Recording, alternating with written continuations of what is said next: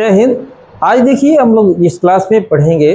जैसे अगर आपको कहना होता है कि मैं खेलना चाहा, हम लोग बात करना चाहे, वे लोग वहाँ जाना चाहे, यानी ये पास्ट टेंस को इंडिकेट करता है।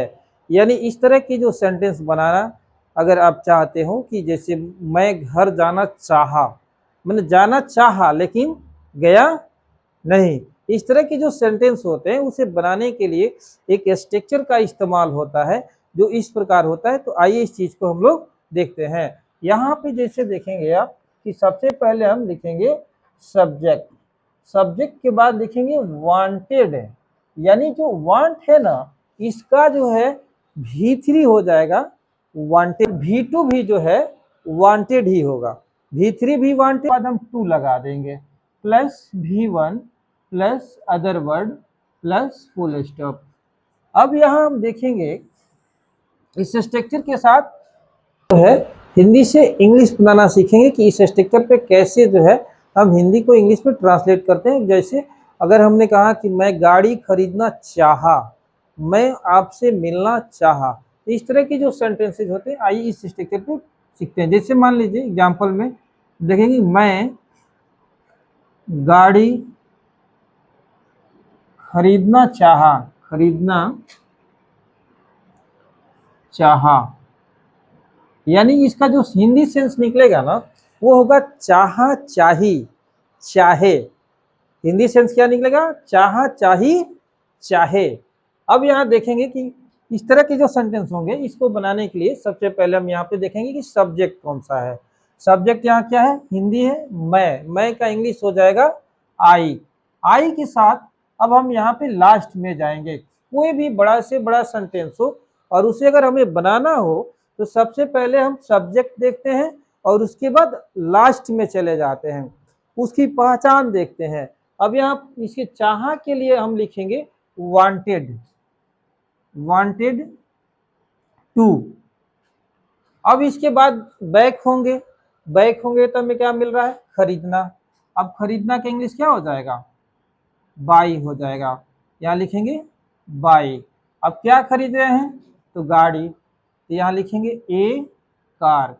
यानी अगर आपको कहना हो कि मैं गाड़ी खरीदना चाहा तो इसका जो ट्रांसलेट करेंगे तो कहेंगे आई wanted to buy A car. जैसे अगर मान लीजिए हमने कहा, नेक्स्ट एग्जांपल देखते हैं कि वह आपसे मिलना चाहे, मिलना चाहिए, वह आपसे मिलना चाहिए। तो अब इस तरह के जो सेंटेंस होंगे इसको बनाने के लिए सबसे पहले हम देखेंगे कि सब्जेक्ट क्या है।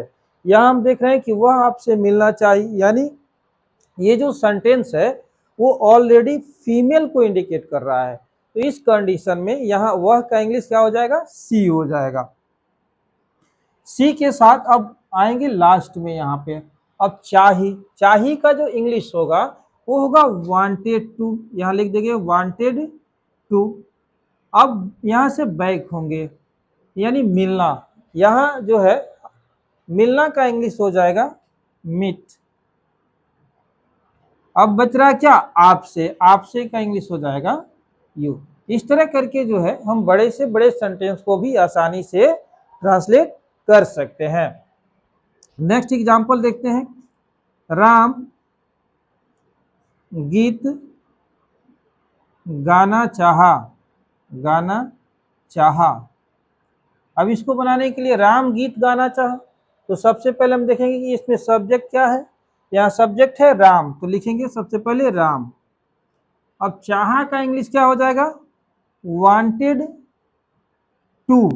अब बच रहा है गीत गाना, यानी यहाँ से बैक होंगे तो गीत गाना, तो यहाँ हो जाएगा सिंग, यानी गाना, यानी सिंग ए सॉन्ग।